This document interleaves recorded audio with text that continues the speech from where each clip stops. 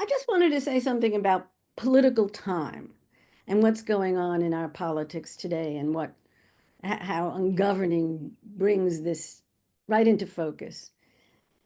In a democracy, political time really goes slowly.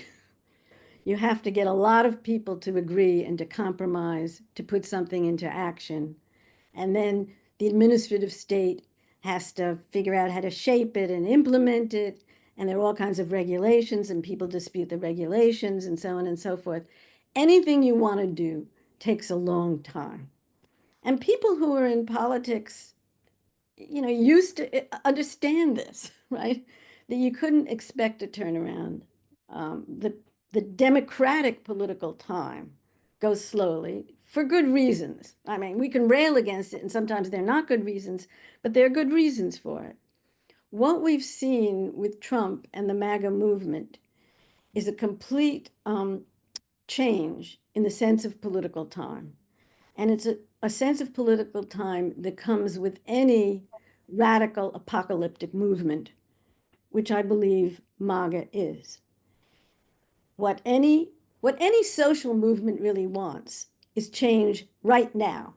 In the 60s and 70s, which was my time, people wanted change right now. They they wanted to make love as they wanted right now. They wanted an end to the war. They wanted social movements want things right now. But apocalyptic social movements that mean really to turn things upside down, to bring it all crashing down, to have a rebirth of making America great, want things right now. And when you want things right now, the nature of your politics changes. You're no longer, as I said earlier, a political party, you're something else.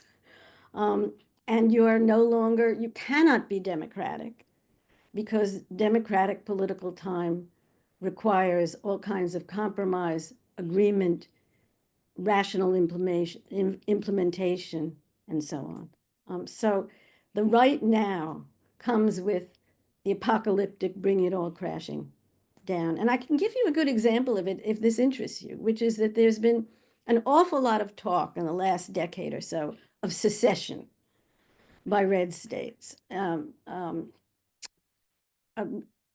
There have been op-eds about it and lots of news articles about it, and the southern state governors talk about it all the time, and Ted Cruz does. The moment may not come, but the moment's gonna come where we're gonna secede. And I think that what this shows, besides its association with the South, right, the renegade South, is the unseriousness about governing. It's another little piece of the evidence of ungoverning. What would it mean for Texas to secede?